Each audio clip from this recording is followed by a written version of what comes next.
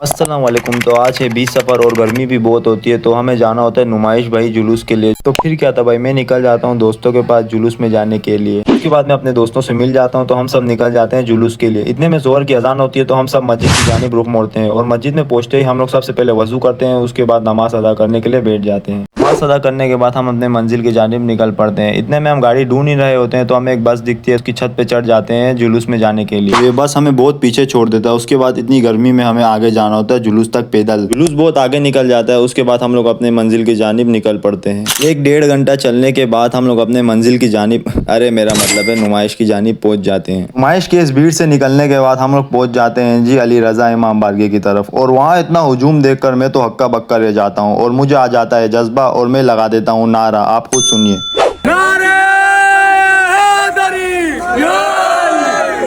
जुलूस के बाद हम सारे दोस्त अलग हो जाते हैं और मेरे साथ यावर भाई और सेब भाई रह जाते हैं। यावर भाई और सेब भाई को लेके हम लोग पहुंच जाते हैं जी मौला का लंगर करने के लिए। हम लोग लंगर कर ही रहे होते हैं, तो इतने में मैं यावर भाई की तरफ कैमरा घुमाता हूं और वो इंतजामिया वाले को दुआ देते हुए, लंगर करते करते आपके भाई को लगने लग जाती है गर्मी और मैं मुंह पे थोड़ा सा शावर लगवा लेता हूँ। शावर लगवाने के बाद हम तीनों अपने मंजिल की जानिब निकल पड़ते हैं। इतने में हमारे बाकी के दोस्त भी मिल जाते हैं, तो वो लोग नीचे आराम कर रहे होते हैं। उनके साथ हम भी थोड़ी देर आराम करने के लिए बैठ जाते हैं। इतने में अली भाई मुझसे कहता है वो देख पुलिस वाला कैमरा बंद कर दे, तो मैं कैमरा बंद कर देता हूँ। आधा घंटा आराम करने के बाद हम लोग अपने मंजिल की जानिब निकल पड़ते हैं। तो इतने में हम लोग चल ही रहे होते हैं, तो हमें रास्ते में शहंशाह नकवी दिख जाते हैं, तो उनकी थोड़ी सी क्लिप निकालने के लिए बैठ जाता हूँ। उसके बाद हम लोग फाइनली अपने मंजिल की जानिब, अरे मेरा मतलब है खरादर मस्जिद में पहुंच जाते हैं। और नईम कहता है ये सब मौला का करम है। और इन भाइयों का दस्ता भी पहुंच जाता है खरादर मस्जिद की तरफ और इनकी भी थोड़ी सी क्लिप निकाल देता हूँ। फाइनली यार हम लोग खरादर मस्जिद के अंदर एंटर हो जाते हैं और यहाँ पहुंचते ही इतने बंदे आराम कर रहे होते हैं, तो हमारी भी हालत हो जाती है खराब और हम भी आराम करने के लिए बैठ जाते हैं। खरादर पहुंचते पहुंचते मैं और नईम भाई की हो जाती है हालत खराब और हम लोग थोड़ा सा सर दबवा देते हैं। सर दबवाने के बाद मैं खरादर मस्जिद से नीचे देखता हूँ, तो यहाँ सारे दस्ते खत्म हो जाते हैं और सब अपने घर की तरफ रवां दवा हो जाते हैं। उसके बाद हम लोग भी खरादर मस्जिद से निकल जाते हैं। वहीं भाई मगरिब का टाइम हो जाता है, तो हम सब दोस्त निकल जाते हैं जी घर की तरफ। और मैं पीछे का कैमरा करता हूँ, तो ये सब भी घर की तरफ जा रहे होते हैं। इतने में भाई हमें रिक्शा भी मिल जाता है और हमारी खुशी का कोई ठिकाना नहीं था, तो हम सब निकल जाते हैं जी घर की तरफ। और हम 11 लड़के एक ही रिक्शे में दब पब के घर पहुंच जाते हैं।